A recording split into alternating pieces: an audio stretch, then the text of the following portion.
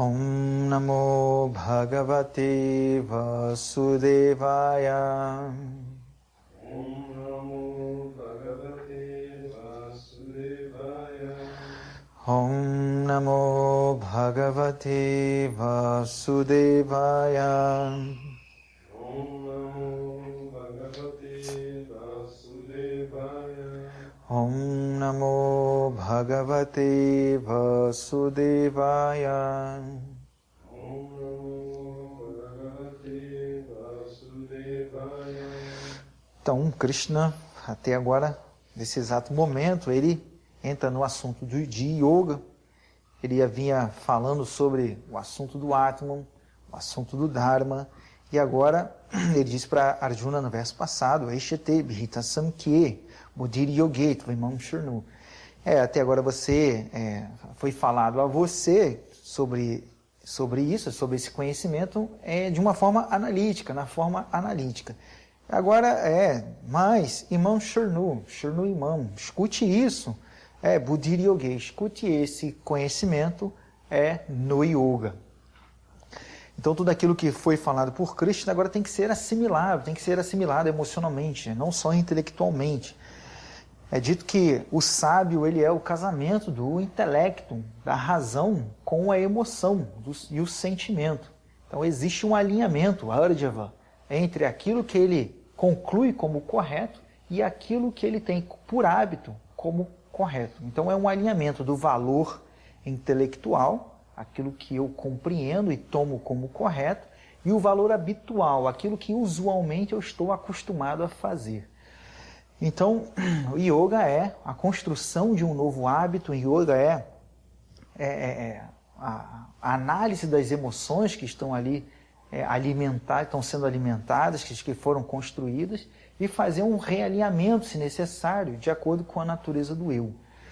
Uma vez aconteceu de um asceta, depois de ter feito austeridade por muitos anos, na hora da sua morte, o senhor Brahma foi até ele e falou para ele, olha, você fez um asceticismo tão pesado por tantos anos, eu vou deixar você escolher uma bênção por conta da sua ascese. Aí o asceta disse, olha, eu queria mais 100 anos de vida. Aí o senhor Brahma falou, para quê mais 100 anos de vida? Ele falou, porque eu queria ter um tempo para estudar os Vedas. Aí o senhor Brahma falou, então tá bom, eu te dou mais 100 anos de vida.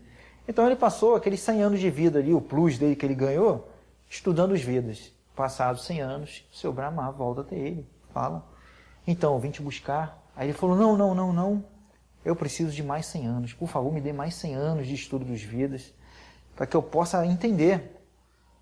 Então o senhor Brahma, com aquela paciência infinita, disse, tá bom, mais 100 anos. E assim foi, sucessivamente. E depois, o senhor Brahma de novo falou, e agora, posso te levar? Ele, não, preciso de mais 100 anos. E assim 1000 anos se passaram. Depois de 1000 anos, o senhor Brahma chegou para ele, posso te levar agora? Ele falou, não, eu não consegui entender os Vedas. Aí o senhor Brahma falou para ele, porque você não faz yoga.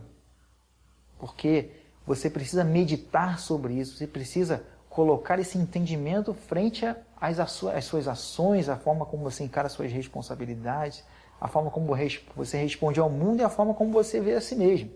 Enquanto você tem o conhecimento, você não utiliza yoga, o conhecimento dentro do yoga, ele vai ficar só armazenado intelectualmente, você não vai realizar isso. Então o yogi, o asceta, ele entendeu.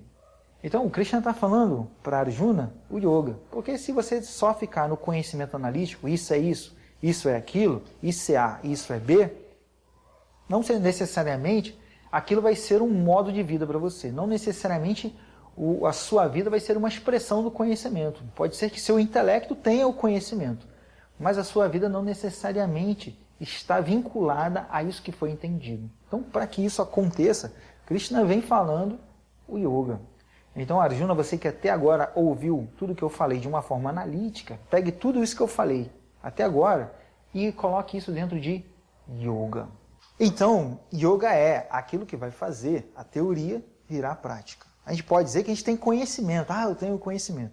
O conhecimento só vai ser seu se você vive o conhecimento. Aí sim, conhecimento é uma posse sua. Porque você vive o conhecimento, conhecimento ele permeia o seu hábito, o conhecimento permeia o seu hábito, ele constrói a sua emoção, ele determina as suas decisões, ele é a fonte para a sua base decisória do mundo. Então aí sim o conhecimento passa a ser seu. Se o conhecimento ele é só armazenado em teoria, não necessariamente ele é seu. Ele pode ser um conhecimento armazenado no seu intelecto. Então, Krishna vai começar a explicar yoga para que esse conhecimento não fique apenas orbitando no campo da teoria, no campo conceitual, mas ele também se faça presente dentro de mim na forma de prática. Com relação a esse conhecimento, ele vai dizer o seguinte: Neha bhikramana shosti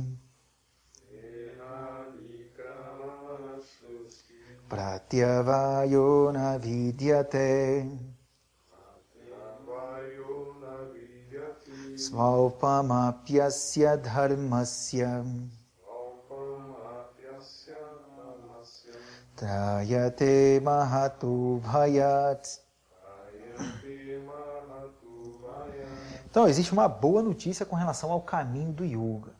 Krishna fala, Naiha abhikrama nasha asti. O pessoal aí que está vendo o vídeo pode achar esquisito, porque eu leio aqui do lado, né?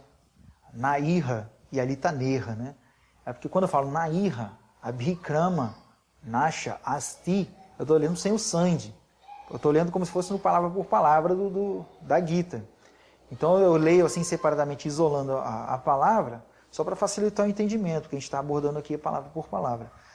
Também. Então, Neha quer dizer Naiha, porque em sânscrito tem uma coisa chamada Sandhi. Sandhi quer dizer junção, que é uma acomodação fonética. Aí tem acomodação fonética de junção de vogal com vogal, de consoante com consoante, consoante com vogal, tem visarga, então uma série de coisas. Então, Naiha é Neha. Então, Neha, Naiha, Abhikrama Nashasti. Nesse caminho do yoga, Nasti é Abhikrama Nasha. Não há a destruição do avanço.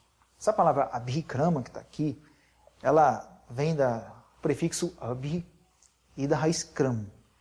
Esse Kram mesmo que faz parikrama. Parikrama na Índia, fazer um parikrama na Índia. Aí o cara vai para a Índia, vai lá na colina de Govardhana, circunda a colina de Govardhana e ele fala, vou fazer um parikrama. Então, Kram quer dizer caminhar. Abhikram quer dizer avançar. Krama quer dizer passo. E Abhikrama quer dizer avanço. Então, o que caracteriza, o que constitui um avanço dentro do yoga? O avanço dentro do yoga, ele vai acontecer quando uma pessoa ela é sincera. É a base. Ela tem um desejo sincero de compreender aquilo que Vedanta quer ensinar. Ela não vai utilizar o Vedanta como mais um ornamento intelectual, para dizer que tem mais um tipo de conhecimento, para se apresentar como uma pessoa que também é uma entendida nesse assunto. Mas é uma pessoa que tem o desejo sincero e, por causa dessa sinceridade, ela quer realmente compreender um aspecto profundo da vida. Ela quer realmente compreender a verdadeira essência do eu, o significado mais profundo de eu. Então, esse desejo natural, ele vai fazer com que essa pessoa pratique ações naturais. Ações que não estão vinculadas à vaidade, ao orgulho, à inveja, mas são ações que visam ali fazer com que o conhecimento se torne nítido para ela. Então, isso é o ponto que caracteriza avanço em yoga. Então, a gente pode ver que muitos dos avanços que a gente tem em yoga são aqueles que fazem nós termos uma visão mais expandida da realidade, uma visão mais expandida de nós mesmos. E então, quando você alcança esses avanços dentro de yoga, na astinasha abhikrama, Krishna diz, não há perda desse avanço, porque esse avanço ele foi muito natural, esse avanço ele significou ali o que a gente costuma dizer de realização espiritual. Realização espiritual é aquela coisa assim que acontece na nossa vida que muda o nosso paradigma, muda a nossa forma de ver o mundo. ou muda a nossa forma de ver o aspecto que está envolvido com aquela percepção completa. Então, esse caminho, na Avikramanasha Asti, não há perda do avanço. Então, tudo que você fez aqui até hoje na vida de yoga, todas essas práticas sinceras, essa postura interna de tentar compreender tudo aquilo que você já compreendeu, tudo isso é armazenado dentro de você na forma de tendências, na forma de vasanas, na forma de paradigmas que vão influenciar a sua próxima vida. Esse verso 240 ele é bem interessante, porque Krishna fala sobre isso aqui, que nesse caminho do yoga, Naiha Vikramanashasti, que não há perda do avanço, depois ele vai falar, Pratyavayana Vidyate. Assim como não há perda do avanço, também não há diminuição. Pratyavaya é diminuição. Não há diminuição. Arjuna faz uma pergunta para Krishna no capítulo 6, começa no 37, no verso 37. Ele usa 3 versos para fazer a pergunta. Ele pergunta sobre o cara que começa no caminho do yoga, mas que por algum motivo não chega ao caminho, não chega ao objetivo. Ayati Shraddha Yopeto Yoga Chalita Manasa. Krishna, o que acontece? Kangatim Krishna Gakchati. Krishna, o que acontece? Qual é o destino daquela pessoa que é Yoga Chalita, que é tendo percorrido o caminho do yoga, Shraddhaya Upeta, dotado de fé, mas ele não completa. Ele é um Ayati, ele é um cara que não se esforçou o suficiente. Então, essa pergunta de Arjuna, porque Arjuna estava preocupado, assim, mas eu entro nesse caminho do yoga aqui. E aí, se não der certo, chega lá no final da vida, lá, descobri que eu não alcancei, o que vai acontecer comigo depois? Apratishto Mahabahovi Mudhu Brahmanapati. Será que eu vou ser dissolvido como uma nuvem que se separa das outras e o vento espalha ela, desfia ela como se fosse algodão e ela some, deixa de existir? Será que não completando o caminho do yoga, eu vou alcançar um destino ruim? Então ele pergunta para Krishna, Krishna, Kangatim, qual é o destino dessa pessoa? E Krishna responde, ele fala que o yoga ele sempre vai trazer um bom resultado, muito melhor do que o Dharma. O Dharma ele traz resultados, mas o resultado do Dharma é Punya, e Punya se esgota. Mas o yoga ele vai trazer um resultado que não se esgota. Por quê? Porque são tendências que você acumula na sua mente que estão vinculadas à natureza do eu, que representa um ganho muito maior do que qualquer coisa que exista nesse mundo. Então é natural que você que se tenha uma clareza com relação ao objeto do conhecimento, se tem uma inclinação maior para esse caminho. E a gente pode ver isso da seguinte maneira, né? A pessoa nasce e ela tem uma busca natural por espiritualidade. Ela tem uma busca natural, ela tem um anseio dentro de si que está voltado a coisas transcendentes ao mundo. Então, é a história do cara que... Conheci um cara uma vez, que ele é devoto até hoje. Uma vez, uma pessoa indo para o templo, ela era verão, calorzão assim, e ela ia para o templo e falava, nossa, o que eu vim fazer aqui todo dia, a pessoa indo para o templo? Ela falou, eu não consigo entender. Por que eu venho? Não tem motivo para eu vir, assim, eu só sei que tem uma coisa que me empurra, uma coisa que me impulsiona para vir aqui. Eu não consigo ver com clareza qual é o ganho que advém de vir aqui, de fazer isso, de entender isso. Mas eu sei que uma coisa que é inexplicável, eu venho aqui por uma coisa que me impulsiona. Então essa coisa que impulsiona, essa coisa que te conecta de uma vida a outra ao conhecimento, isso é o Abhikrama.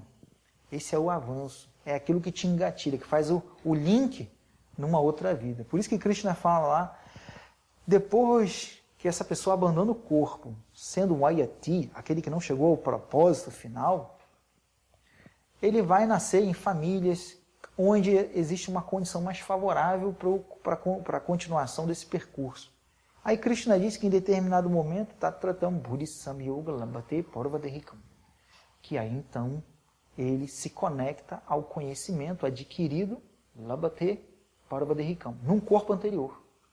Então, tudo que você faz dentro do caminho do yoga, que a gente pode dizer consciência de Krishna, né? Você ter a consciência de Deus dentro de si, que é você ter uma visão, de totalidade do universo, fazer com que a sua ação, que antes era isolada, seja uma ação integrada, uma ação de oferenda.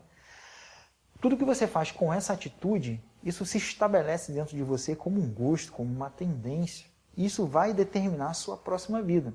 Então, quanto mais cedo isso se manifesta na sua vida, significa que numa vida anterior isso foi muito forte. Quanto mais tarde, mais fraco foi na outra vida. O que importa é que haja, que exista isso. Então, nesse caminho do yoga, é uma boa notícia que Krishna disse. Não há perda daquilo que você alcançou. E também não há diminuição. Então, se você chega, está no caminho do yoga, completou lá, fez o download lá, 3% de download, caiu a conexão, abandonou o corpo. Na próxima vida você vai continuar de onde parou, 4%, 5%, 6%, até completar 100%. Ao contrário de uma vida só dármica, de uma vida só de ação. Uma ação, a vida é a ação da pessoa, a vida da pessoa é ação sem conhecimento. A ação vai trazer resultado, mas o resultado que ela vai trazer vai ser perdido. Mesmo que ela alcance 100% de resultado dentro da ação, essa ação, esse resultado da ação, em determinado momento vai virar 0%, porque ganha, perde. Tudo que a gente está fazendo aqui agora, tudo que a gente está estudando, tudo aquilo que a gente está meditando, tudo que a gente está aplicando um esforço para contribuir, isso tudo se assenta em nós como algo que vai ser uma diretriz, vai ser um impulso para a próxima vida. Por isso que é tão importante nós aqui nessa vida, no momento presente, termos ali uma preocupação, um esforço para fazer a coisa do jeito que tem que ser feita. E não entrar numa de, vou pagar na próxima vida. Não, eu tenho tantas vidas para pagar. Não, aqui eu vou completar de 1 em 1%, meio por cento. Não, faça tudo que você puder fazer agora, faça. Estuda, medita, se associa, toma abraçada, faz tudo que você tiver que fazer. E não aproveita, otimiza o seu tempo ao máximo. Aí Krishna diz, Swalpamapyasya dharmasya trayate mahato bhayats, que alpa, né, essa palavra que está aqui, alpa quer dizer pequeno. Alpa quer dizer pequeno. Swalpa quer dizer muito pequeno. Tá? O pessoal às vezes acontece de ler o sânscrito, como está aqui do lado, está Swalpa. Aí o pessoal fala assim, o V vira U, você lê o V como se fosse U, isso não acontece, tá? Por quê? Porque sânscrito quer evitar o hiato, sânscrito não gosta de hiato. Então toda vez que a vogal U encontra com uma outra vogal, ele vira V. E se vira V é por um motivo, não é para você falar Swalpa, é para você falar Svalpa. Tá? Então a Svalpa é S muda e Valpa, Svalpa, tá? O Su é um superlativo. Superlativo daquilo que está depois dele. Se é pequeno, é muito pequeno. Então é uma coisa minúscula. Uma pequena coisa que você faz, asya dharmasya, desse dharma.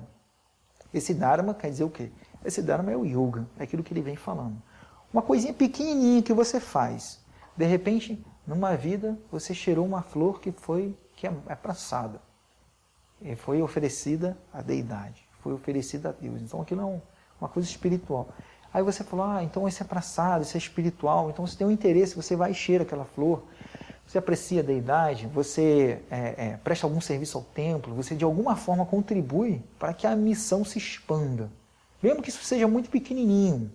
Mesmo que você esteja na rua passando, você ouviu lá um bando de cenourinha cantando Hare Krishna, você entrou ali por deboche, você começou a dançar ali debochando deles.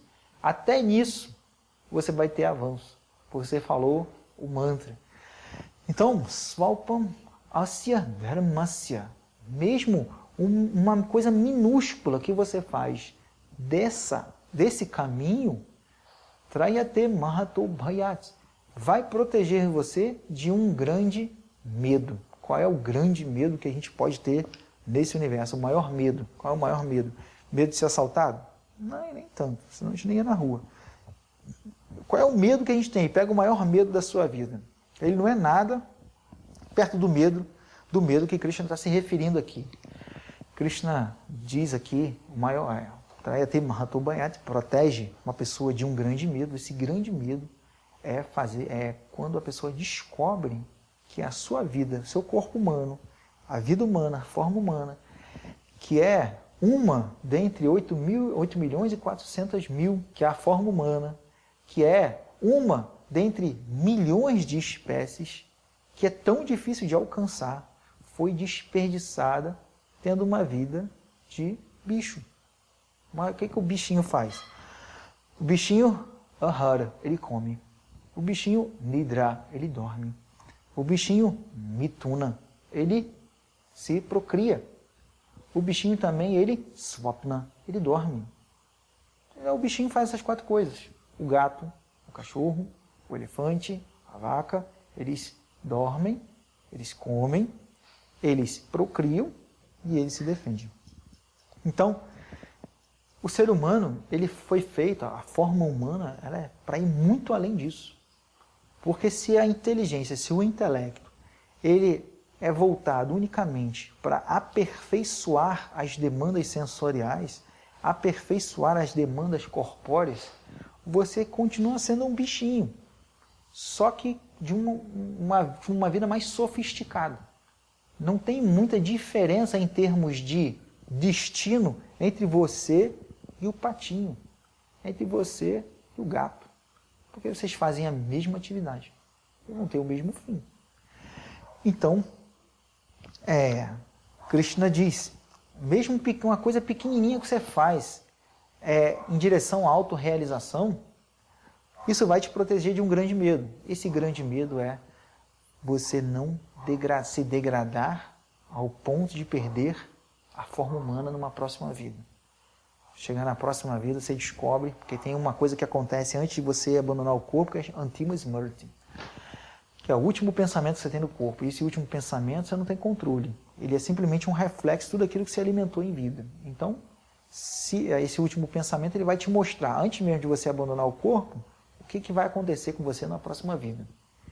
E aí a pessoa fica numa grande ansiedade, uma grande perplexidade, que aí ela pode descobrir que vai virar um coelho, vai virar um cachorro. Aí a pessoa fala, mas isso eu não acredito nisso tudo. Mas é só você parar para pensar que essas formas, elas existem para que a pessoa tenha um invólucro mais adequado às necessidades que ela cultiva. Se uma pessoa ela cultiva uma adicção por sexo, o que vai acontecer com ela? Olha, a forma humana não foi feita para se debruçar nas atividades sexuais.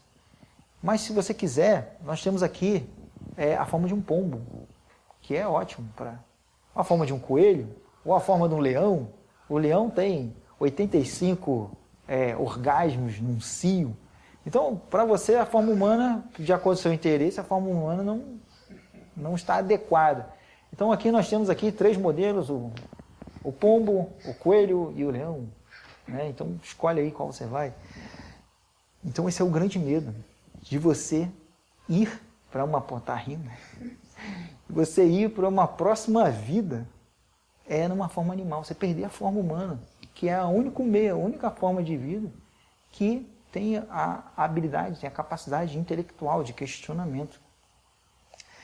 Mas ainda assim, não há perda.